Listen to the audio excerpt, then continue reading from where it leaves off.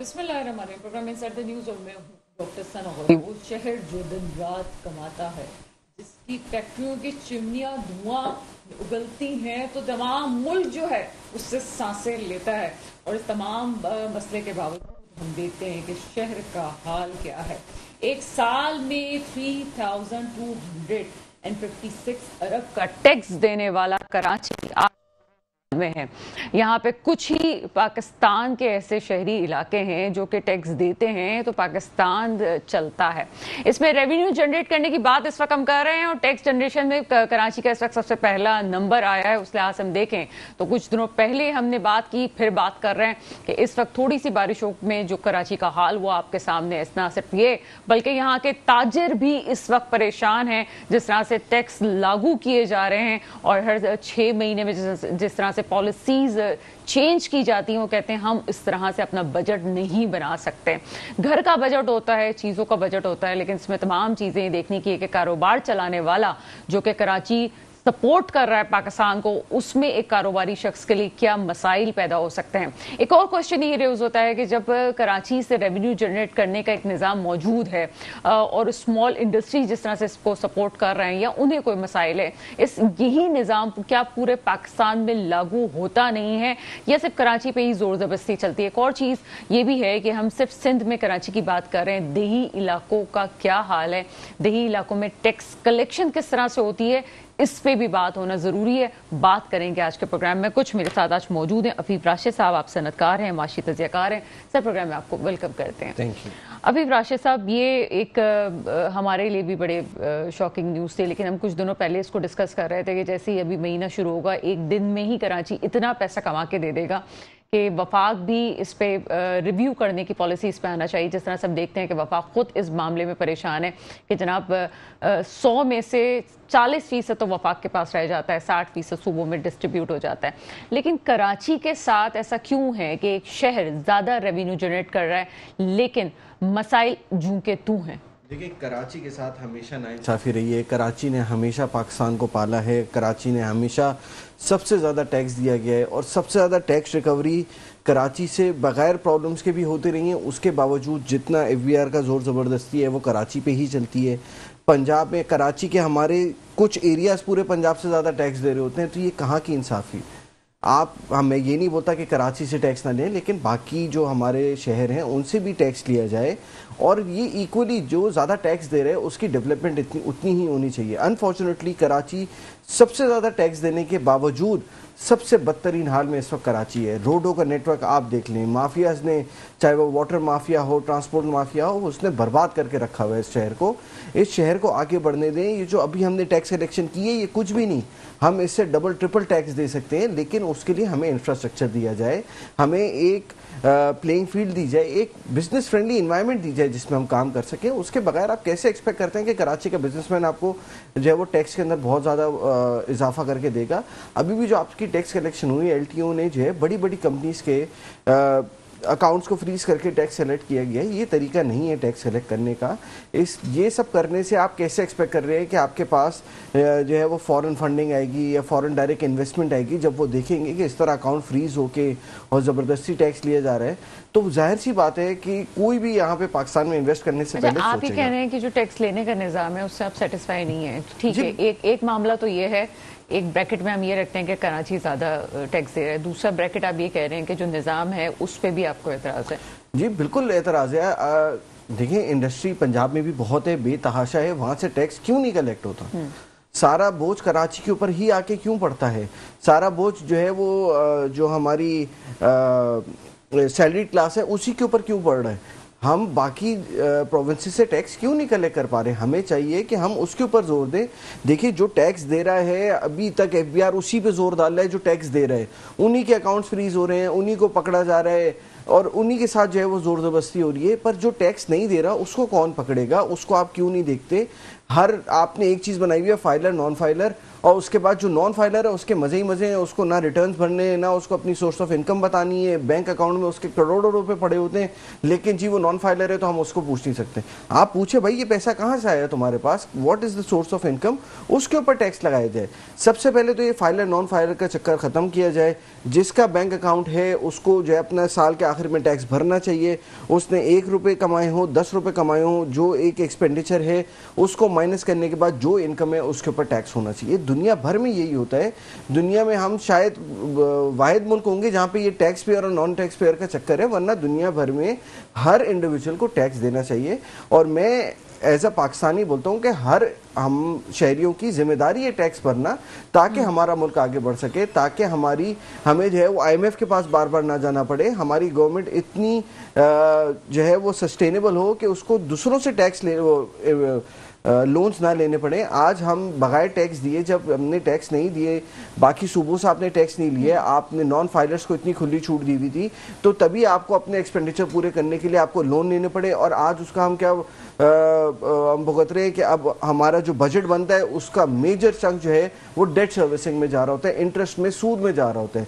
हम जितना टैक्स दे रहे होते हैं उसका मेजॉरिटी तो सूद में जा रहे हैं। उसके बाद जो है प्रोविंसेस में बढ़ता है, और प्रोविंसेस में भी बढ़ने के बाद कराची पे एक्सपेंडिचर क्यों नहीं होता, लोग क्यों नहीं देखते, गवर्नमेंट्स क्यों नहीं देखती कि जब कराची इतना रेवेन्यू जनरेट करके दे रहा है, अगर हम इसकी बेहतरी के ऊपर काम करें, इंफ्रास्ट्रक्चर दें, बिजली दें, पानी दें, गैस दें, इंडस्ट्रीज को बढ़ावा दें, एक फ्रेंडली इन्वायरमेंट दें, सिक्योरिटी दें, ताकि ये और इंडस्ट्रीज ग्रो हों। जितनी इंडस्ट्रीज ग्रो होंगी आपकी सैलरी क्लास उतनी बढ़ेगी, आपका रेवेन्यू उतना बढ़ेगा, आपकी टैक्स कलेक्शन उतनी बढ़ेगी। लेकिन आप अगर इस तरह जोर जबरदस्ती करके बिजनेसमैन का गला घोटते रहेंगे तो हल्के हल्के आपने देखा कितनी इंडस्ट्री। हम ये आपसे पूछेंगे बिजनेसमैन का गला कैसे घोटा जा रहा है। एक और सिलसिला तो ये आता है, ख़ास तौर पे हम अगर स्मॉल जो है वो स्मॉल एंड मीडियम एंटरप्राइजेस और इसमें की बात करें तो उसमें होता ही है कि ये कहा जाता है कि वो कुछ अपने आप को टैक्स नेट से आज़ाद करना चाहते हैं, उनकी पॉलिसीज़ मुख्तलिफ हैं। कुछ बात करेंगे इस पे भी। जुल्फ़िकार थावर साहब, सदर union of small and medium enterprises, मेरे साथ मौजूद हैं। इस प्रोग्राम में आपको वेलकम करते हैं। जुल्फ़िकार थावर साहब, इस वक्त बात हो रही है कराची की टैक्स कलेक्शंस के हवाले से, और इस वक्त जो फैक्ट एंड फिगर हमारे सामने आए हैं कि 3,000 अरब से ऊपर एक साल का टैक्स है। जिस तरह से हम ये एक्सपेक्ट कर रहे थे कि बजट आने के बाद पहले ही महीने कराची जो है वो रेवेन्यू जनरेट करके देगा, किस तरह से देखते हैं इस मामले को? इतना बड़ा सिटी है, रेवेन्यू जनरेट कर रहा है, लेकिन हालात बेहतर नहीं होते। जी, नो डाउट अबाउट इट, ये तो कराची का बहुत बड़ा कंट्रीब्यूशन है। और असल में आप देखें जो स्मीडा का सिंध का जो हेड ऑफिस है वो भी कराची में है, the small medium enterprises development authority. तो अब ये है कि बेसिकली ना we need cooperation from the Sindh government. तो सिंध गवर्नमेंट के पास इनके लिए SME सेक्टर के लिए फ्रेंडली पॉलिसीज नहीं है। They should have a real friendly policy जिसमें देखें एनवायरनमेंट भी बहुत काउंट करता है। यू सी, इधर जो है बेसिकली जो what Sindh government has to provide is the law and order, सही है, और इंफ्रास्ट्रक्चर भी इनको देना वाजिब है। और एक बात मैं बताऊं आपको वैसे कि ये जो SME सेक्टर जो है ये मेजॉरिटी सेक्टर है। और दूसरी एक इम्पॉर्टेंट बात ये है कि SME सेक्टर का जो प्रमोशन एंड डेवलपमेंट जो है ये कोई चैरिटी नहीं है, ये वाजिब है, ये हुकूमत पे वाजिब है कि ये इस सेक्टर को प्रमोट करे, बिकॉज ये एक अंडर प्रिविलेज सेक्टर होता है। ठीक है, अच्छा, अब आप जो बात हम करेंगे टैक्सेशन वगैरह की, जो रेवेन्यू की, तो SME का कंट्रीब्यूशन बहुत जबरदस्त है, रेवेन्यू कंट्रीब्यूशन में भी, एक्सपोर्ट्स में भी, और एग्रीकल्चर में भी है। एग्रीकल्चर में जो SME फार्मर्स है they all come under the SME sector. तो अब बात हो रही है कराची की खास तौर से, जैसा मेरी समझ में आ रहा है, तो ये कराची जो है वो देखें ना कितने इंडस्ट्रियल एरियाज है, यहाँ देख ले, कोरंगी है, फिर नॉर्थ कराची है, फिर हॉक्सवे है, सही है ना। तो साइट एरिया पूरा भरा हुआ है, फिर न्यू साइट है, फिर ये सारी चीजें। तो ये ये इतनी ज्यादा एफर्ट भी नहीं चाहिए। ये सिर्फ गवर्नमेंट का एक विल होना चाहिए। द प्रोविंशियल गवर्नमेंट की बात कर रहा हूँ, इनकी नीयत होनी चाहिए। तो अगर ये नियत करें तो ये अगर ये सेक्टर को एनकरेज करे, फैसिलिटेट करे, प्रमोट करे, सपोर्ट करे, हेल्प करे, तो कराची का रंग बदल जाएगा पूरा। लेकिन ये एसएमई जो है ना, जुल्फिकार साहब, मैं आपसे खसूसी तौर पे अपनी नॉलेज के लिए पूछना चाहूंगी कि एसएमईज की आपने बात की, लेकिन एसएमईज का क्या निजाम होता है टैक्स कलेक्शन का? क्या वो फिक्स कोई अमाउंट देते हैं अपनी ईयरली कारोबार के हवाले से, या ये भी नॉन फाइलर और फाइलर की तरह ही जो है वो टैक्स पे कर रहे हैं? देखिए, एसएमईज जो है, जो एक्सपोर्टर है, जो इंपोर्टर है, जो ट्रेडर है, जो मर्चेंट्स हैं, they cannot become member of any association unless and until they have an NTN tax number. तो ये सब ये फाइलर नॉन फाइलर का जो इशू ये खामोखा इन्होंने बनाया हुआ है। अब खैर इनको समझ आ गई है। अब तो आपका शनाख्ती card number is your number, ठीक है। अब रह गई बात फाइलर की और नॉन फाइलर की। इन्होंने खामोखा ये एक इशू बनाया है कि ये फाइलर नॉन फाइलर का। अब आप देखें ना, एवरीबडी इज पेइंग टैक्सेस। जो भी मोबाइल यूज करता है वो टैक्स पे करता है, because every call is tax, सही है ना। तो ये कोई ऐसा इशू नहीं है इतना बड़ा। इनकी एक टैक्स एग्जेम्पशन लिमिट है up to 6 lakhs of rupees per annum, ठीक है। जिसकी इनकम 6 लाख रुपए तक है सालाना, वो एग्जेम्प्टेड है। तो वो तो बेसिकली नॉन फाइलर होगा जिसकी इनकम 6 लाख से कम है। और जिसकी ऊपर 6 लाख से ज्यादा है तो अभी तो विथहोल्डिंग टैक्स है। वो तो जैसे एक आदमी को तनख्वाह मिलती है ऑफिस से, तो वहीं उसका टैक्स कट जाता है। अच्छा, मैं एक्सपोर्ट करता हूं तो मेरा टैक्स वहीं कट जाता है, इंपोर्ट करता हूं तो विथहोल्डिंग टैक्स कट जाता है। They have simply made an issue. I spoke several times in the Federation of Chamber of Commerce also and Chamber of Commerce also. तो मैंने बताया कि ये तो एक कोई रैशनल बात नहीं है। तो आपने सवाल किया जो एसएमई टैक्स, एसएमई तो वो तो एसएमई रजिस्टर ही नहीं होता है, न इंपोर्ट में, न एक्सपोर्ट में, न चेंबर में, न फिर जब तक वो टैक्स का वो नंबर नहीं देता है अपना। अच्छा सर, बिल्कुल ऐसा ही है। जब कॉर्पोरेट में भी काम किया जाता है तो जाहिर सी बात है वेंडर होते हैं, आप उनसे डीलिंग कर रहे होते हैं। मैं एक आम जो है कराची के कल्चर की बात, कॉर्पोरेट कल्चर की बात कर रही हूँ। लेकिन एक जो दुकानदार है उसकी इनकम का तखमीना किस तरह से लगाया जाता है? किस तरह से उसकी इनकम का पता चलता है कि जनाब उसकी तो बैंक से डीलिंग अमूमन नहीं होती है, वो किस तरह से टैक्स के मद में शामिल होता है?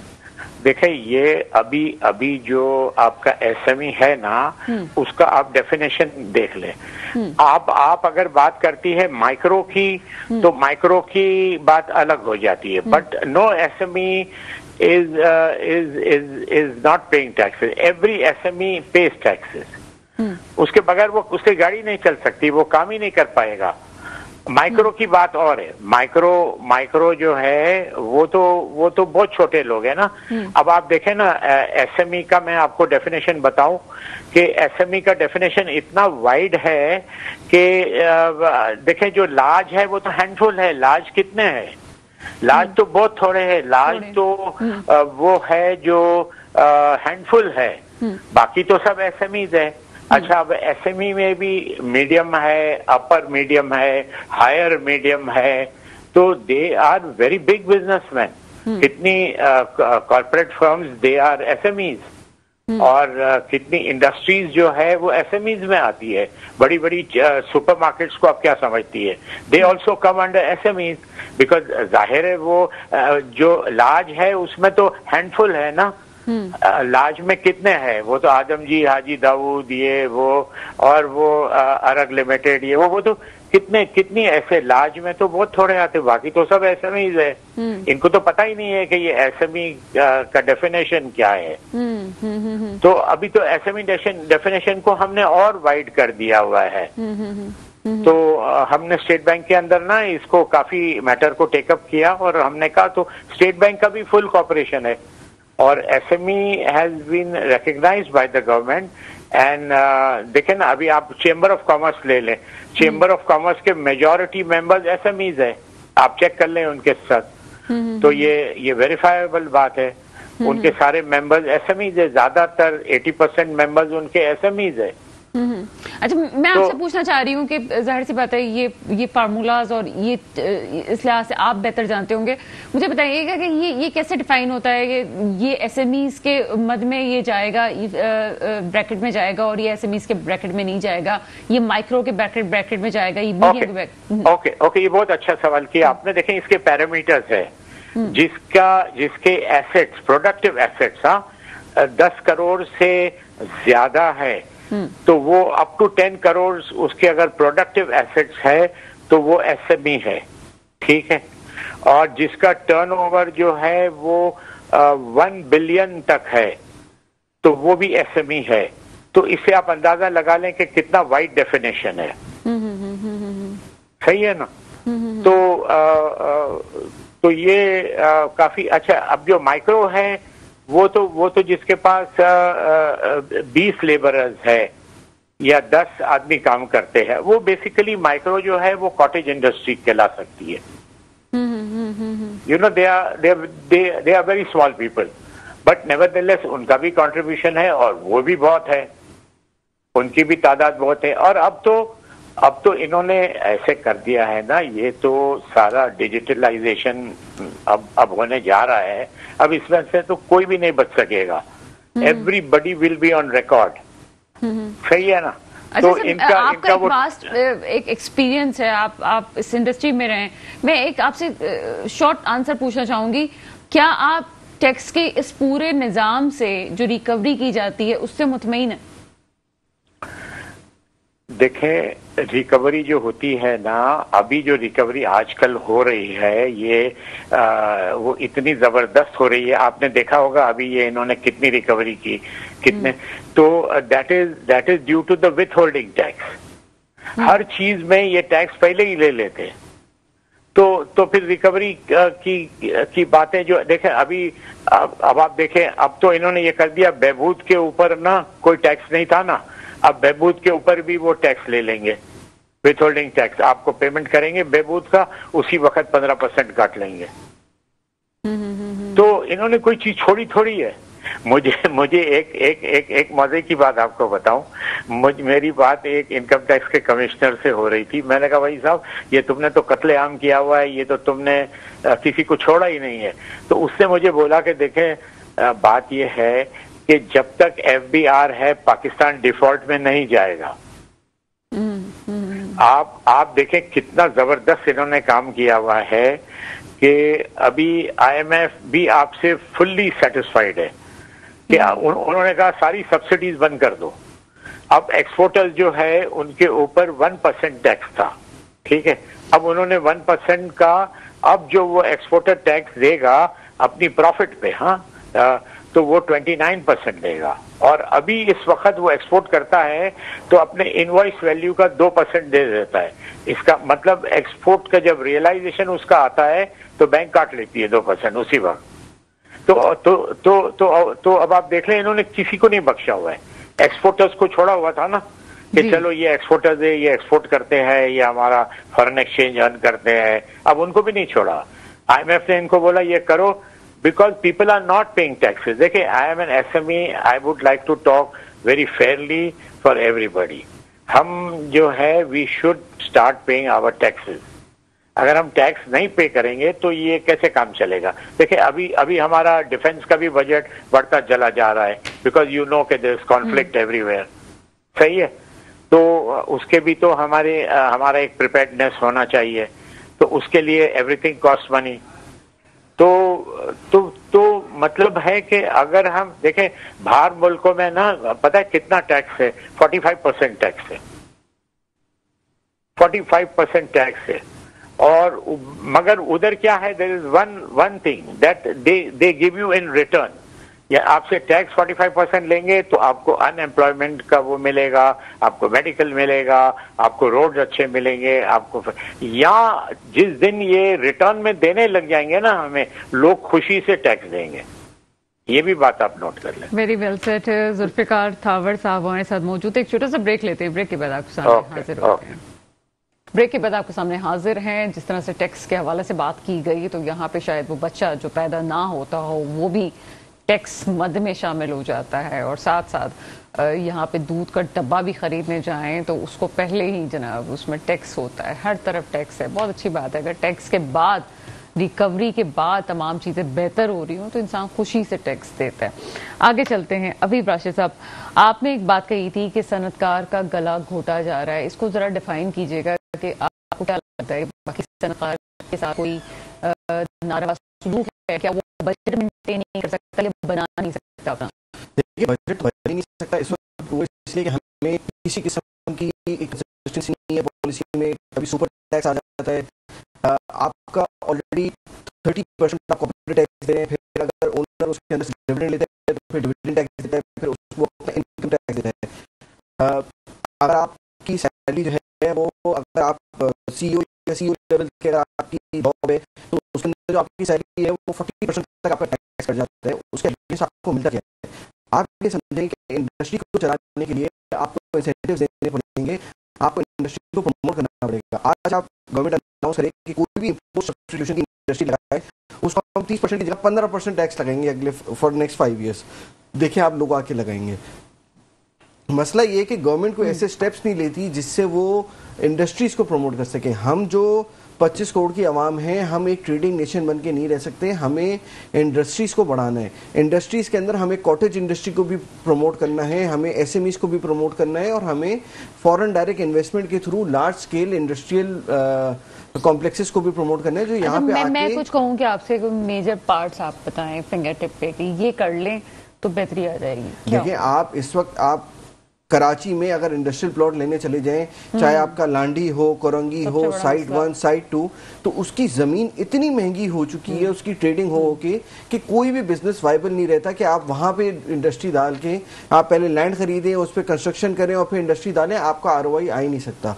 गवर्नमेंट को चाहिए इंडस्ट्रियल पार्क्स बनाए जहाँ पे टैक्स बेनिफिट्स दिए जाएं, सस्ती ज़मीनों की ट्रेडिंग को रोका जाए कि ये ज़मीन सिर्फ कंस्ट्रक्शन करके इंडस्ट्रीज को दी जाएंगी, इसके ऊपर ट्रेडिंग नहीं हो सकती। अच्छा, मैं कहूँ कि कोई स्पेसिफिक हम कह दें कराची का ये एरिया इस हवाले से अच्छा है तो क्या कहें, क्योंकि लॉ एंड ऑर्डर की सिचुएशन भी आपके सामने। देखिए, वो बनानी पड़ेगी गवर्नमेंट को, लोकल गवर्नमेंट को लॉ एंड ऑर्डर इंप्रूव करना पड़ेगा। उसके बगैर आज जो हम एक्सपोर्टर्स हैं, हमारे जब फॉरेन बायर्स होते हैं, हम उनको यहाँ पे बुला के अपनी फैसिलिटी दिखाना चाहते हैं तो वो आने को तैयार नहीं होते। आज जो भी फैक्ट्री ओनर है, वो अगर अपनी फैक्ट्री घर से निकल रहा होता है तो वो अपने साथ 3-4 गार्ड लेके निकल रहा होता है। मोबाइल स्नैचिंग हो गई या इन चीज़ों के लिए, इन चीज़ों से आपकी इमेज खराब होती है इंटरनेशनल मार्केट में। हम कोई एक एरिया स्पेसिफिक नहीं कर सकते कि जी इस एरिया में आप सस्ता कर दो, बाकी कराची महंगा रहे। आपको ओवरऑल कराची के अंदर इसके ऊपर देखना पड़ेगा, रिफॉर्म्स लानी पड़ेंगी कि हम प्रॉपर्टी की ट्रेडिंग को रोके, हम इंडस्ट्री के अंदर पैसा लाएं।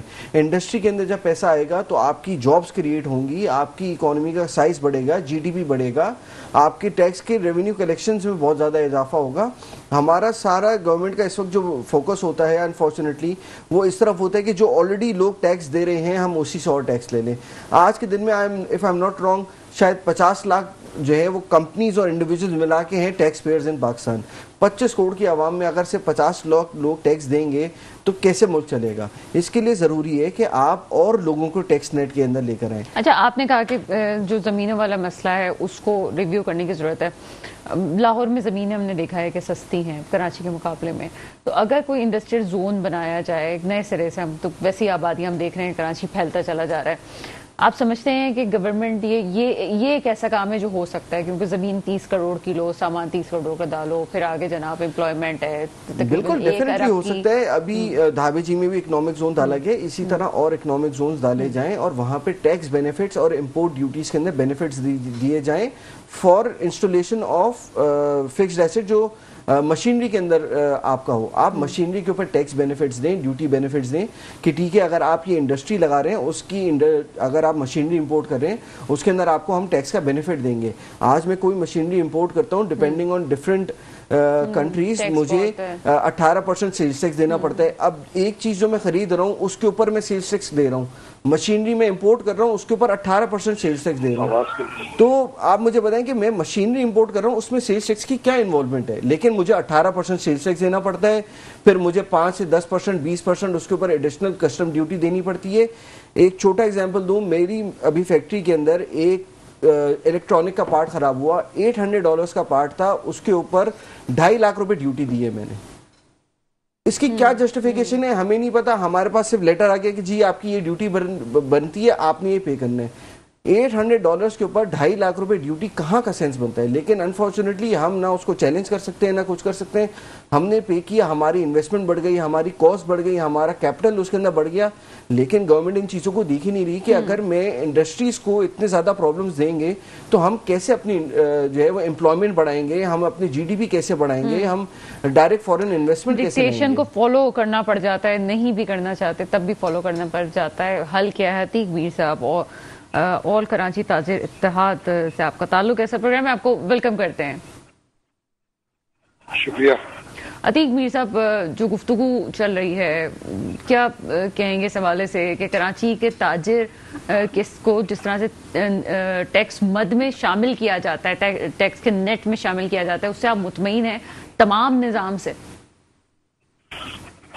देखिए, इस वक्त सबसे कराची के ताजिरों का अगर हवाला आपने दिया है, मैं बड़े अफसोस के साथ ये बात कहता हूँ कि कराची के ताजिरों को सिर्फ टैक्स देने की जिम्मेदारी दी गई है, इनसे टैक्स वसूल करना है, लेकिन कराची के ताजिरों को कभी भी हिस्सा बकदर जुस्सा नहीं मिला।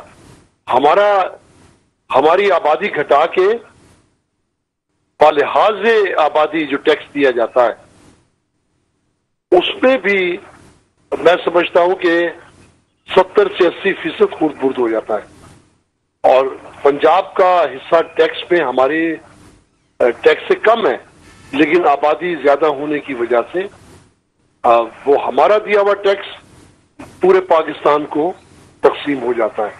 तो एहसास तो हमें बहुत ज्यादा इस बात का है कि ये यानी हम एहसास महरूमी का शिकार है कि कराची जो हर लिहाज यानी मुल्क को चलाने का जिम्मेदार समझा जाता है, लेकिन कराची को कभी भी सहूलतें देने की कोशिश नहीं की गई। एक बारिश का छींटा पड़ता है, आप देखें घर से बाहर निकलना मुश्किल हो जाता है, छोटे कारखाने बंद हो जाते हैं, मार्केटों में सन्नाटे हो जाते हैं, हर तरफ जलथल हो जाता है, और फिर वैसे जरूरत के मुताबिक पानी किसी को मिलता नहीं है।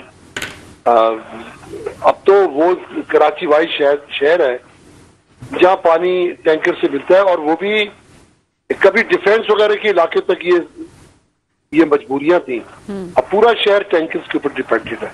अच्छा, अब हमारे साथ अभी राशिद साहब मौजूद हैं। अभी उन्होंने एक मुद्दा उठाया था कि जो इंपोर्ट की जाती है सनतों के लिए, मशीन्स या पार्ट्स इंपोर्ट किए जाते हैं, उस पर एक अच्छी खासी ड्यूटी लग जाती है। आप उस एसोसिएशन में हैं, आपकी बात सुनी जाती है, आपका एक आगे तक बात पहुंचाई भी जाती है।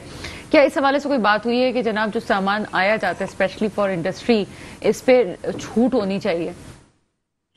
क्यों नहीं होनी चाहिए? देखिए, मैं आपको एक मुआवजा करता हूं।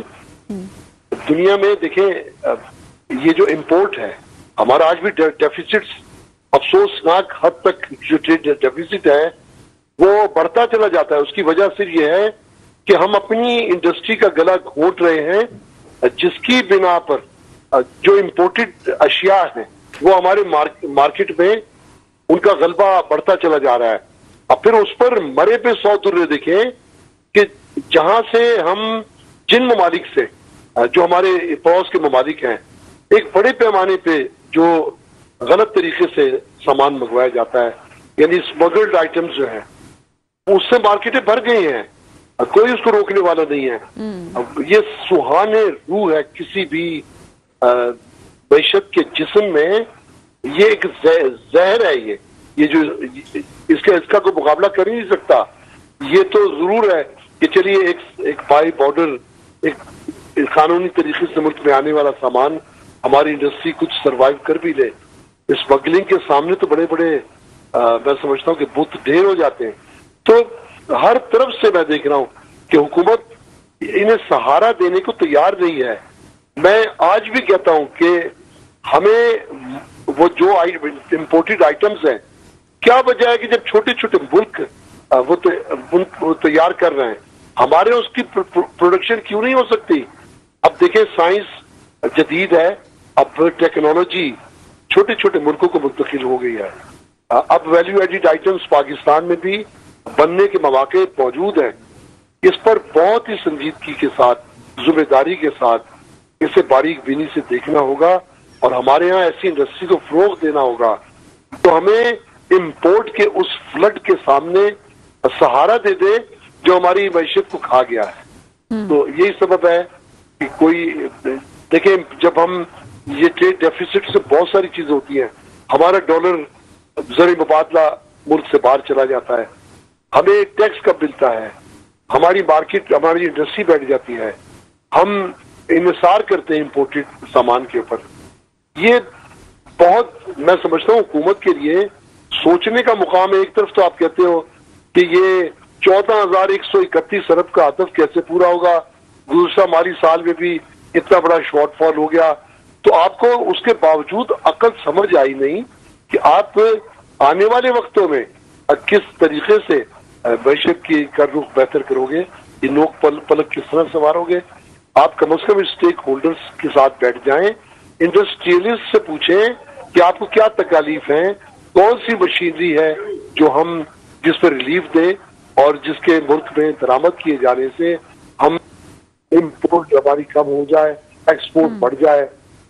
लेकिन ऐसा कहीं मैं दूर दूर तक देखता हूँ कि सिर्फ और सिर्फ ये बजट को देख लें, ये टैक्स कलेक्शन बजट है कि इंडस्ट्री या तिजारत को सहारा देने का कहीं पर भी इसमें जिक्र नहीं आया, सिवाय इसके ये ज्यादा से ज्यादा टैक्स इकट्ठा किया जाए, IMF को सूद की मदद अदा कर दिया जाए।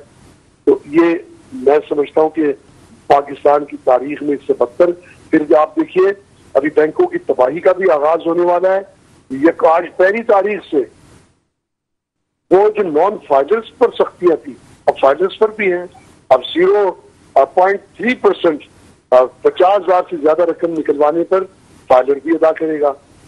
और जो कितने से इदारे हैं जिन्हें आप हेल्प करते हो, जिन्हें आप मदद करते हो, वो भी टैक्स देंगे। कोई बेवा है, कोई परेशान हाल है, आपने उसको पैसे भिजवा दिए मदद के, वो बैंक से निकलवाएगा, वो जाहिर नॉन फाइलर होगा, उससे भी टैक्स कटेगा।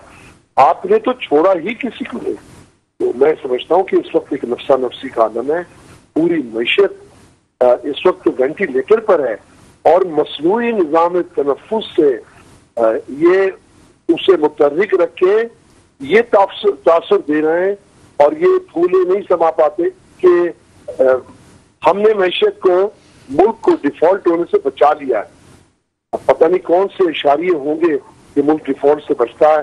मैं तो समझता हूँ कि जो बजट आया है वो चिल्ला कर इस बात का ऐलान कर रहा है कि मुल्क डिफॉल्ट कर चुका है। अतीक मीर साहब साथ ही रहिएगा, स्टूडियो में अफीफ राशिद साहब भी मौजूद हैं, उनसे भी बात करते हैं। और कुछ हमेशा अतीक मीर साहब की बात वो होती है जो कि बहुत जल्दी वायरल हो जाती है और काफ़ी जो फैक्ट्स एंड फिगर उन्होंने बताए, बहरहाल हैरान कुन हैं कि ये चीज़ें भी आगे खुदा बेहतर करे चीज़ों के मामले में।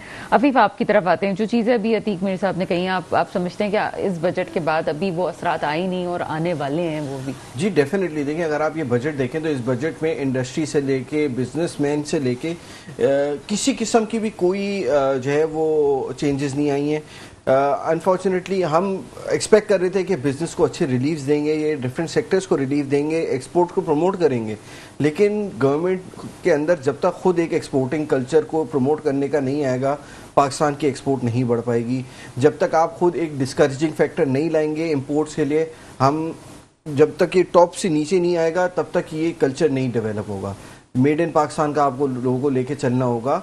इंडिया ने 93 में किया था, आज उनकी देखें कितनी ज्यादा रिजर्व्स हैं। मेड इन पाकिस्तान कैसे होगा जब आप ये बता रहे हैं कि आप मशीन मंगवाते हैं, आपको प्रॉब्लम हो रही है, तो खाम माल के साथ भी चले आपने उगा दिया, यहाँ पे सब कुछ हो गया, इंडस्ट्री ने देखिए वही तो प्रॉब्लम है कि गवर्नमेंट हमें यहाँ पे बिजनेसेस करने के लिए अपॉर्चुनिटीज दे, बिजली आपके पास तो इसीलिए तो हम आगे बढ़ नहीं पा रहे कि हम देखिए पानी का, अगेन मैं ये बोलूंगा, लास्ट टाइम भी आपके शो में बोला था, जरूरत है पानी, इंडस्ट्री को पानी की जरूरत है और कराची में पानी मौजूद भी है। अगर कराची में पानी मौजूद नहीं होता तो मेरी टैंकर से भी रिक्वायरमेंट पूरी नहीं होती। अगर मसला होता तो मुझे टैंकर वाला भी पानी पहुंचा के नहीं दे पाता। मसला ये है कि हमारे यहाँ हर सेक्टर में माफियाज आ जाते हैं। अब उनको दिख गया कि पानी एक इतनी एसेंशियल नीड है और एक 6000 गैलन का जो पानी का टैंकर है वो 24,000 रुपए का आ रहा है, यानी कि आपके पास इतना महंगा पानी आ रहा है। तो मैं कैसे इंडस्ट्री में, आप सोचें कि जहां पे डेनिम में, डाइंग में, प्रिंटिंग में जहां पे पानी का इतना ज्यादा यूज है, पेपर की इंडस्ट्री में पानी का यूज है, तो वो कैसे सस्टेन करेंगे अगर उनके पास पानी नहीं होगा। बेसिक नेसेसिटीज हैं, बिजली, पानी, आपकी जो यूटिलिटीज होती हैं, गैस हो गई, ये जब तक आप नहीं देंगे हम कैसे ग्रो करेंगे। गवर्नमेंट को, हम जब भी गवर्नमेंट से बात कर रहे होते हैं तो ये आता है कि जी आईएमएफ की तरफ से ये आए थे तो हमें इतना टैक्स बढ़ाना पड़ा। देखिए आईएमएफ का ऑब्जेक्टिव है कि उनको जो उन्होंने पैसे दिए हैं वो कैसे रिकवर होंगे, उनका इंटरेस्ट कैसे रिकवर होगा। ये हमारी गवर्नमेंट की जिम्मेदारी है उनको समझाना कि ठीक है ये अगले 2 साल हम रिलीफ देंगे अपनी पब्लिक को, हम ये 2 साल इंडस्ट्रियलिस्ट को रिलीफ देंगे, तो फ्रॉम द 3rd ईयर हमारे पास इतना ज्यादा टैक्स कलेक्शन आएगी कि we can pay you off much quicker. हम क्यों इसी चीज पर अटके रहते हैं कि हम हर दफा बजट में सोचते हैं कि इस साल पैसे कितने निकालने, इस साल पैसे कैसे निकालने। आपके पास अगले 5 साल का बजट बनना चाहिए कि हर साल अगले 5 सालों में आपका क्या स्टेप्स रहेंगे, आप कितने टैक्सेस लगाएंगे, आपका कितना टैक्स रेवेन्यू का टारगेट है। 5 साल की प्लानिंग लेके चले, मिनिमम 5 साल की लेके चले, ताकि बिजनेसमैन को भी पता हो कि आगे वो अपनी अगर एक्सपेंशन देख रहे हैं, अगर वो आगे अपना काम बढ़ाना देख रहे हैं, तो आगे उसके पास क्या असरात आएंगे बढ़ाने के। क्या टैक्सेस बहुत ज्यादा बढ़ रहे हैं कि वो नहीं सस्टेन कर पाएगा। अच्छा नहीं जी, हम ये 2 साल रिलीफ देके फ्रॉम 3rd ईयर हम टैक्सेस थोड़े बढ़ाते हैं, तो बिजनेसमैन भी बोलेगा ठीक है 2 साल मुझे ग्रो करने के मिले, from the 3rd year I will pay more taxes. लेकिन ऐसा पॉसिबल नहीं है कि आप हर साल आए और आप जो है वो एक बम गिरा दे टैक्सेस का और हम बैठे रहे कि ठीक है जी अब ये आ गया तो हम इसको एक्सेप्ट कर लें, अगले साल और ज्यादा टैक्सेस होंगे हम उसको एक्सेप्ट कर लें। आप देखें, हम जब तक अपनी एग्रीकल्चरल इनकम के ऊपर आज तक टैक्स नहीं आया, आप एग्रीकल्चरल इनकम, मैं ये नहीं बोलता आप एग्रीकल्चरल प्रोडक्ट के ऊपर इनडायरेक्ट टैक्स लगाएं, लेकिन अगर एक आरती है वो एग्रीकल्चरल सेल करके करोड़ों रुपए कमा रहा है, वो टैक्स नहीं दे रहा, लेकिन जिसकी 50,000 रुपए महीने की तनख्वाह है वो टैक्स दे रहा है, तो ये कहाँ की जस्टिफिकेशन नहीं है। लेकिन अतीक मीर साहब आपकी तरफ आते हैं। अतीक मीर साहब, मैं कराची की बात कर लूँ, थोड़ी सी पॉलिटिकल बात पे मैं आती हूँ, पता नहीं उस मामले को पॉलिटिकल पे जाए, लेकिन यहाँ पे जो फैसला साज हैं वो कराची के ताजिर से गुफ्तगू भी करते हैं, आपके मसाइल के हल वो कहते हैं हमने निकाल भी लिए हैं, तो क्या कोई हल निकला नहीं है अभी तक?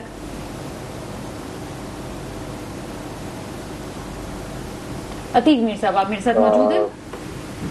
जितने भी लोग हैं, चाहे वो सियासी एलिमेंट हो, कराची में फेडरेशन हो, कराची चैम्बर हो, हमारी कोई नहीं सुनता। यानी कराची की बात पूरे मुल्क पे कोई नहीं सुनता। सर, या तो वो इस गाय से सिर्फ दूध लेना है, इसे चारा नहीं खिलाना, इसका इलाज नहीं करवाना। आप कराची का हाल देखिए, क्या सूबाई हुकूमत, क्या फेडरल हुकूमत, क्या टैक्सेशन के इदारे, कौन पूछता है कराची में? कराची की जंग लड़ने वाला भी कोई नहीं है। आप बयानात जरूर आते हैं, आप बजट को देख लें, क्या कराची चैम्बर या फेडरेशन अपनी सजेशन नहीं भेजते होंगे? एमक्यूएम भी एक अलग एक बजट भेजता है, लेकिन कोई सुनने वाला नहीं है, कोई एक शिक भी कोई तस्लीम करने को तैयार नहीं है। तो कराची को क्यों इग्नोर किया जा रहा है, मेरी समझ से बाहर है कि कराची ने ऐसा क्या कसूर किया है। अगर ज्यादा टैक्स देना ये कोई गलती है तो ठीक है, फिर कराची इसको आइंदा टैक्स ज्यादा नहीं देंगे, हाथ रोक देंगे। इसलिए कि कराची को जिस तरह मैं देख रहा हूँ कि इसको इग्नोर किया जा रहा है, कराची की कोई लीडरशिप नहीं है। एक मैं नाम देता हूँ जमात इस्लामी, किसी हद तक कराची का मुकदमा वो लड़ती है, लेकिन जमात इस्लामी को भी कोई खास उसकी भी सुनवाई नहीं है। ये बात तो मैं बड़े गिले शिकवे के साथ कहता हूँ, कराची का एक ताजिर होने के नाते कि कराची की तरफ किसी की कोई तवज्जो नहीं है, चाहे वो कराची का लीडर हो, कराची का सियासी जमातें हो या कराची में ताजिर, किसी की ना कोई सुनता है ना हमारी बात की कोई अहमियत है। तो अब इसका क्या इलाज किया जाए? फिर वही बात है, एहतजाज करें, सड़कों पे आए, टैक्स देना छोड़ दें, फिर मुल्क तबाह होगा। IMF की जो पहले गिरफ्त बढ़ती हद तक बढ़ चुकी है, उन्होंने तो हमारे बच्चों के फूड पर भी टैक्स लगा दिया है, तो फिर उसके बाद क्या होगा? जनाब, ये रोक रोक के टैक्स लिए जाएंगे। बहुत शुक्रिया तिकनी साहब, हमारे साथ मौजूद थे। अहम गुफ्तगू, छोटा सा ब्रेक लेते हैं, ब्रेक के फौरन बाद आपके सामने हाजिर होते हैं। ब्रेक के बाद आपके सामने हाजिर है। जिस तरह से बात हो रही है, लेकिन जो मैं सवाल मेरे जहन में आता है वो ये कि मुख्तलिफ फैसला साजों की कराची के ताजरों से मुलाकात भी होती है। स्टॉक एक्सचेंज जब आसमानों को छूने लगता है तो खास तौर पे शहबाज शरीफ साहब यहाँ पे सेलिब्रेशन के लिए यहाँ पे कराची भी आते हैं। प्रॉब्लम है क्या? क्यों?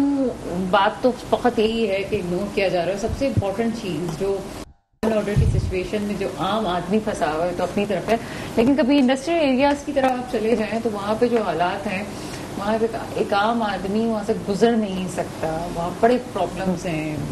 क्यों चीज़ें बेहतर नहीं हो रही हैं? हम बात तो कर रहे हैं, लेकिन मेरे ख्याल है कि सोल्यूशन की तरफ भी जाना चाहिए। और कौन कौन से इदारे हैं जो इसको बेहतर कर सकते हैं? आपकी तरफ आते हैं हफीज राशिद साहब। जिस तरह से पानी के मसले पे हमने पहले भी बात की थी, आप भी अभी बात करिए, एक और बड़े इंपॉर्टेंट है लॉ एंड ऑर्डर की सिचुएशन, और यकीनन इस पे जो है वो टैक्स मद वाला मामला भी एक तरफ है, लेकिन जब हम टैक्स दे रहे हैं तो लॉ एंड ऑर्डर की सिचुएशन बेहतर होनी चाहिए।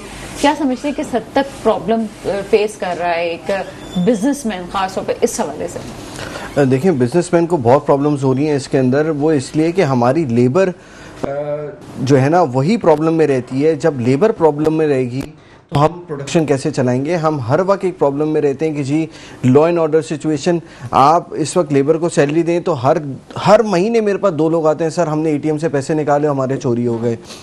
अब वो जो लेबर है जो मेरे पास काम करने आ रही है, अगर उसको घर में ही सुकून नहीं है, ना उसके पास घर में प्रॉपर बिजली आ रही है, ना पानी आ रहा है, तो वो मेरे पास आके काम कैसे करेगा? देखिए, सिर्फ हमें ये समझना होगा कि प्रॉब्लम सिर्फ जो है वो फैक्ट्री के हद तक नहीं होती, ये ड्रिल डाउन होती है हमारी लेबर में। जितनी लेबर सुकून में होगी उतनी अच्छी प्रोडक्शन होगी, वो इतना दिल लगा के काम करेगा। लेकिन अगर हमारी लेबर का पूरा जहन इस चीज़ में फंसा रहेगा कि जी मेरे पास घर में पानी आ नहीं रहा, बिजली आ नहीं रहा, बच्चों की स्कूल की फीस देनी है, बाहर निकलूँ तो छिन जाएगा, मेरी बाइक छिन जाएगी, तो इन प्रॉब्लम से जब तक हम नहीं निकलेंगे, हम कैसे एक्सपेक्ट करते हैं कि हम अपनी बहुत ज़्यादा इंडस्ट्री को ग्रो कर लेंगे? हर वक्त जो है वो आप देखिए हमारे अपने एक्सपेंडिचर बड़े होते हैं, हमें सिक्योरिटी पे डबल ट्रिपल खर्चा करना होता है, चाहे फैक्ट्री की सिक्योरिटी हो, चाहे आपकी पर्सनल सिक्योरिटी हो। हम टैक्स देते हैं, टैक्स देता है इंसान जहाँ पे बड़े टैक्सेस हैं, चाहे आप यूरोपियन कंट्रीज़ उठा लें, UK उठा लें, तो वहाँ पे आपको जो है वो इंफ्रास्ट्रक्चर मिलता है, आपको प्रॉपर इलेक्ट्रिसिटी मिलती है, आपको एजुकेशन मिलती है, आपको हेल्थ केयर मिलता है, आपको पानी मिलता है। आज हम पानी जो है वो टैंकर से ख़रीद रहे हैं, प्राइवेट स्कूलों में हमारी एजुकेशन होती है, प्राइवेट हॉस्पिटल्स में इलाज होता है, तो इंफ्रास्ट्रक्चर हमारे पास कराची में ज़ीरो है। तो हम टैक्स दे किस चीज़ के ले रहे हैं? हम तो डेट सर्विसिंग के लिए दे रहे हैं कि जी ये जो हमने उधार लिया था गवर्नमेंट की एक्सपेंडिचर के लिए, आज हम वो उसका सूद दे रहे हैं। हम तो सिर्फ सूद देने के लिए वो दे रहे हैं, क्योंकि उसके रिटर्न में कराची को कुछ नहीं मिल रहा, कराची के प्रॉब्लम्स को कोई नहीं देखता, कराची का कोई वली वारिस नहीं है। कि इस वक्त चल के देखें तो आपको हर जो है वो 100 फीट के बाद एक खड्डा मिलेगा, कोई रिपेयर वर्क नहीं होता, सब स्टैंडर्ड जो है वो चीज़ें यूज़ हो रही होती हैं, कोई उनको देखने वाला नहीं होता कि यार आज ये रोड बनी है, 1 हफ्ते बाद ये रोड टूटी हुई है, ये क्यों टूटी हुई है, ये किसने बनाई थी? हमारे यहाँ कोई भी जो है वो इंफ्रास्ट्रक्चर प्रोजेक्ट लॉन्च होता है तो उसको 5-5, 10-10 साल लग जाते हैं उसको कंप्लीट होने में। तो ये प्रॉब्लम्स आवाम के लिए बहुत ज़्यादा होते हैं, बहुत ज़्यादा हैं। मुझे इस वक्त स्टूडियो में ज्वाइन कर चुके हैं सलीम सजवानी साहब। आपका ताल्लुक तहरीक इंसाफ से, इस प्रोग्राम में आपको वेलकम करते हैं। सलीम सजवानी साहब, इस वक्त हम डिस्कस कर रहे थे कि कराची एक बड़ा रेवेन्यू जनरेट करने वाला शहर है, पहले नंबर पे है, उस लिहाज से वो फैसिलिटीज़ नहीं हैं। हमने बहुत इस प्रोग्राम में इस हवाले से डिस्कस किया कि मैं आपको अगर कहूँ कि जी सोल्यूशन की तरफ आएँ, क्या आप समझते हैं कि क्या सोल्यूशन हो सकता है? किस तरह से कराची को उसके रेवेन्यू के लिहाज से फैसिलिटीज़ मिल सकती हैं? जब अवाम के मुंतखब नुमाइंदे, हकीकी मुंतखब नुमाइंदे आवाम के हकीकी वोट से आने वाले नुमाइंदे जब सीटों पे मौजूद होंगे तो वो काम भी करेंगे, उनको जवाबदेही भी आवाम को होंगी। और जब फॉर्म 47 के जो नुमाइंदे बैठे होंगे, चाहे वो बल्दियात में हो, चाहे वो मरकज़ में हो, चाहे वो सूबों में हो, तो वो आवाम का कोई भी ख्याल नहीं करेंगे, वो उन फॉर्म 47 के ज़रिए लाने वालों का ही ख्याल करेंगे। सबसे बड़ा मसला जो हमारे शहर कराची का है, जो हमारे मुल्क पाकिस्तान का, वो यही है कि आवाम को हक नहीं दिया जाता, आवाम के हक के ऊपर डाका मारा जाता है, जिसकी वजह से आवाम ही को पीसा जाता है, क्योंकि वो बैठे हुए आवाम के वोटर से तो बैठे हुए नहीं है, इसलिए आवाम की उनको क्या फिक्र होगी। सिर्फ एक टोला बना लेते हैं, इधर का टोला हो गया, एक उधर का टोला हो गया, एक इधर का टोला, ये टोले ही मिलके मुल्क को, आवाम को भी निचोड़ रहे होते हैं, मुल्क का भी खाना खराब कर रहे होते हैं। अच्छा, जब हमारे पास अभी जितने भी गेस्ट आए उन्होंने ये बात की है कि स्टेक होल्डर्स जो हैं वो उस लिहाज से ओन नहीं कर रहे कराची को जिस तरह से करना चाहिए। अगर मैं आपसे कहूँ, क्योंकि आपके भी एक सियासी तौर पर एक तजर्बा है, हल सलूशन क्या है इसका? मैंने आपसे यही अर्ज किया ना कि जब आप आवाम के वोटों से हक मुंतखब हुआ नुमाइंदा होगा तो वो आवाम को जवाबदेह भी होगा। अच्छा, अभी तो आगे तो इलेक्शन जैसे उसके जहन में डर होगा कि अगर मैंने आवाम के लिए काम न किया तो मुझे अगले इलेक्शन में वोट नहीं मिलेगा, मगर अभी तो ये सूरत हाल ही चेंज हुई है। अच्छा, अभी तो जैसे आपके लीडर ने भी ये कह दिया है कि जनाब हम इस इलेक्शंस के ऊपर नहीं सवाल उठा रहे, आगे हम देखेंगे जो चीजें, फिलहाल तो वो आपका एक जो पॉइंटर था वो निकल गया। अगर मैं कहूँ कि यही एक निज़ाम चल रहा है तो इसमें किस तरह से अकाउंटेबिलिटी हो सकती है? तो ये अगर निज़ाम चलता रहेगा तो ये निज़ाम आपके सामने है कि आवाम को पीस रहा है और पीसता रहेगा। ये आवाम का कोई पुरसान हाल नहीं है, न ये आवाम के पुरसान हाल ही कुछ करेंगे। आप देखें, आवाम के लिए कोई भी रिलीफ नहीं है। ये जितने भी साल हो गए इसमें 1 करोड़ से ज़्यादा मजीद इनके 1-1.25 साल के अंदर में जो है लोग गुर्बत की लकीर से नीचे चले गए हैं। इसके अलावा अगर आप देखें तो शहर कराची को देख लें तो पूरा खंडर बना हुआ है। इसके अलावा अगर आप देख लें अभी पाकपत्तन साहिवान में एक ही हॉस्टल में बच्चों को ऑक्सीजन और दीगर ज़रूरी आलात न होने की वजह से 20 अफराद जो है वो 20 बच्चे जो है वो इंतकाल कर गए। आप देख लें सवात के अंदर में फैसिलिटीज़ न होने की वजह से जो है वो डूब गए 15 अफराद के करीब। तो ये सब चीज़ें जो है वो हमारी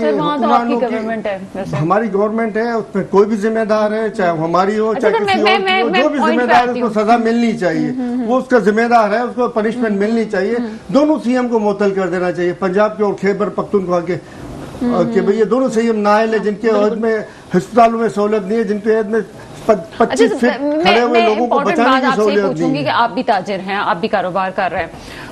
कराची का ताजिर ये तो शोर करता है कि जनाब फैसिलिटीज नहीं है, लेकिन कमा वो यहीं से रहा है और सर्व भी कर रहा है। मैं कहती हूँ मुल्क को सर्व कर रहा है, वो यहाँ से इंडस्ट्री छोड़ के तो नहीं जा रहा है। बीच में हमने देखा था कि जी बांग्लादेश कुछ इंडस्ट्री गई थी, हुआ था, लेकिन उसके बावजूद भी कराची में ही पूरे पाकिस्तान से लोग आ रहे हैं काम करने के लिए। क्या कहेंगे इस हवाले से? आपकी बात सही है, कराची में आ रहे हैं और कराची में जितनी इंडस्ट्रियां होनी चाहिए उसके मुकाबले में आप देखें तो कुछ भी नहीं है। आज से तकरीबन 75 के अंदर मेरे ख्याल से स्टील मिल बनी थी, अगर आपको याद हो तो उसके स्टील मिल के अतराफ में 300 जो इंडस्ट्रीज की जो है ना जगह रखी गई थी। अब वो 300 बनना तो अपनी जगह पे, और साइड एरिया पे और दीगर इंडस्ट्रियल एरियाओं में आप देखो तो बहुत सी इंडस्ट्री, हज़ारों इंडस्ट्रियाँ हमारी बंद होकर बैरून मुल्क मुंतकिल हुई हैं, और वो जो है मुल्क के लिए नुकसानदेह साबित हुआ है। क्यों कि यहाँ पे इंडस्ट्रीज को कोई बेनिफिट नहीं दिया जाता, इंडस्ट्रीज के लिए कोई सहूलियात मुहैया नहीं की जाती। इंडस्ट्री आपके सामने थी तो खान साहब के दौर में हाइब्रिड प्लांट लगाना था, बैटरीज के जरिए गाड़ियां चलनी थी। टोयोटा कंपनी को उन्होंने रोल बैक कर लिया अपना प्लान। किसी ने उनसे बातचीत नहीं की कि भाई आप क्यों रोल बैक कर रहे हो, आप आए हम आपको सहूलियत देंगे, आप आए हम मजीद आपको पहली गवर्नमेंट से ज़्यादा हम आपको सहूलियत देंगे। क्यों करेंगे ये? इनको तो पेट्रोल की मद में कमीशन मिल रहे हैं, ये हज़ारों अरबों डॉलर की कमीशन पेट्रोल की मद में खा रहे हैं। इनको तो इलेक्ट्रिसिटी सूट ही नहीं करती, इसीलिए वो पेट्रोलियम के मुआहदे करके नए नए पेट्रोल पंप लगाने की प्लानिंग ये कर रहे होते हैं। तो आप बताएं कि ऐसे हुक्मरानों से क्या आवाम के लिए कोई बेहतरी हो सकती है? सवाल अभी जो सिंध गवर्नमेंट ने इकदाम उठाया, बिलावल भुट्टो जरदारी साहब ने कहा कि जनाब ये जो सोलर पैनल्स लग रहे हैं सिस्टम, इसके अंदर जो टैक्स वाला मामला था उसको वफाक में उठाया गया, उस पर रिलीफ की बात की। क्या इसको आप इनकरेज नहीं करेंगे? आप नहीं समझते एक अच्छा काम हुआ? देखिए, एक काम जो अच्छा हो सकता था सिंध गवर्नमेंट से, जिसको डॉक्टर समर मुबारक ने ओपनली कहा था, पहले फेडरल गवर्नमेंट को कहा था नवाज शरीफ के, उसके बाद में जो है सिंध गवर्नमेंट को कहा था कि भाई आप हमें फंड दें, हम थर के कोयलों से ड्रिल करेंगे और वहाँ से बिजली भी हम मुहैया करेंगे आपको, हम आपको इलेक्ट्रिसिटी भी मुहैया करेंगे, हम आपको पेट्रोल भी मुहैया करेंगे। तीनों चीज़ें एक ही जगह से आपको हम मुहैया करके देंगे, क्योंकि वहाँ पे इस तरह के सिस्टम हमने बना लिया है। मगर आप देख लें, फ़ायदा नहीं उठाएगा। वही खड्डे खोद के कोयले डाल के पुराने घसीटा तरीके से वो बिजली बना रहे हैं, और जिससे आवाम को, सिंध की आवाम को क्या मुस्तफीद हुई। थर बदलेगा पाकिस्तान, या मोहतरमा का नारा था, क्या बदल लिया पाकिस्तान? क्योंकि बदलने वाले हुक्मरान नहीं है। थर में डेवलपमेंट तो हुई है, थर में डेवलप होने से नहीं, थर बदलेगा पाकिस्तान में कह रहा हूँ, थर बदलेगा, थर नहीं कह रहा हूँ मैं। जब एक थर जो है हमारा पूरे पाकिस्तान को बदल सकता है, तो वो आप खुद सोचें कि उससे हम सिर्फ थर को बदल के हम कारनामा अंजाम तो नहीं दे रहे। और एक चीज़ जिससे हम पूरे सिंध की आवाम को मुफ्त पेट्रोल दे सकते थे, पूरे पाकिस्तान के आवाम को वहाँ से इलेक्ट्रिसिटी मुहैया करके फ्री बिजली दे सकते थे। इससे आप बताएं, अगर एक एजेंसी को आप फ्री बिजली कर दें तो इंडस्ट्रियाँ लाखों की तादाद में मजीद पाकिस्तान में दौड़ती हुई आएंगी और चाहेंगी कि हम यहाँ पे इन्वेस्टमेंट करें, क्योंकि इनको प्रॉफिट ऑफ मार्जिन बढ़ जाएगा। यहाँ पे वो लेबर को भी अच्छी सैलरी देने की पोजीशन में आ जाएंगे, लेबर भी खुशहाल होंगे। मगर हुकूमत वो जो चाहेगी कि अवाम में बेहतरी है, वो चाहेगी कि हमारी इंडस्ट्रियाँ ग्रो करें, वो चाहेगी कि मुल्क तरक्की करे, ये तो आ ही मुल्क बर्बाद करने के लिए 40 साल से आप देख ले, पहले IPP में तरजीहात में यही है कि पाकिस्तान को कैसे डिबोया जाए, ये इनकी तरजीहात है। स्लो पॉइजन पाकिस्तानी अवाम को दिया जा रहा है। पहले इन्होंने इंडस्ट्रीज का बेड़ा गर्क किया IPP से एग्रीमेंट करके, हम बिजली इस्तेमाल कर रहे हैं, नहीं कर रहे, मगर पेमेंट हम IPP को कर रहे हैं। आप बताइए कौन? अच्छा, वो बेहतरी तो आ रही है, IPPs वाला मसला उठाया गया, उसको स्लो डाउन भी किया गया, कुछ IPPs को बंद भी किया गया। थर वाले मसले पे मैं ये बात कर रही हूँ कि चलें वहां पे चेंजेस आए, लेकिन एक चेंज तो आ रहा है। IPPs की मद में 30 अरब डॉलर की जो है ना एक्सपोर्ट हो रही है, और ये 1-2 अरब डॉलर के IMF की भीख मांग रहे हैं, क्योंकि IPP से जो है इनको डायरेक्ट कमीशनें मिल रही हैं, वो बैरून मुल्क डायरेक्ट मुंतकिल हो जाती हैं। पाकिस्तान को जो है ना आवाम को फ़ायदा नहीं पहुंचता, इनकी जेबों में गर्म हो रही है, इनकी जेबों में फ़ायदा पहुंच रहा है। तो ये किस तरह मुल्क का सोचेंगे, किस तरह इनकी मेंटालिटी यही है। अभी भी देख लें, ज़राअत को तबाह कर रहे हैं ये लोग बैठ के। अब पहले इंडस्ट्रीज़ को तबाह किया, अब पाकिस्तान की ज़राअत को तबाह कर रहे हैं। पहले वो कैनालों का मसला उठा, अब जो है वो पाकिस्तान के चप्पे चप्पे को पानी मिलना चाहिए, चाहे वो कैनाल जहाँ पहुँचाना चाहते हैं वहाँ पे भी पानी पहुँचना चाहिए। और पाकिस्तान के जो जहाँ ज़राअत हो रही है वहाँ पे भी पानी मिलना चाहिए, मगर इनकी तरजीहात नहीं है। आप देख लें, बादशाह डैम और दीगर डैम जो तामीर हो रहे थे उनके ऊपर भी तामीर उन्होंने रोक दी है। और किसानों की जो है ना गंदम इंपोर्ट की जाती है। बहुत इंपॉर्टेंट बात बता रहे थे सलीम सचवानी साहब, लेकिन बदकिस्मती से वक्त कुछ कम है। मैं इंशाल्लाह अगले प्रोग्राम में आपसे जरूर मुलाकात होगी। बहुत शुक्रिया आपका, आप हमारे प्रोग्राम में आए। अफीफ राशिद साहब आपका बहुत शुक्रिया। अदीक मीर हमारे साथ मौजूद थे, और साथ साथ जुल्फ़िकार थावर साहब भी मेरे साथ मौजूद थे। मेरे मुल्क पे हुक्मरान आए जो वाकई मेरे मुल्क के मुस्तकबिल की हिफाजत करें। इसके साथ ही प्रोग्राम का वक्त खत्म होता है। मुझे इजाजत दीजिएगा। खुदा हाफिज।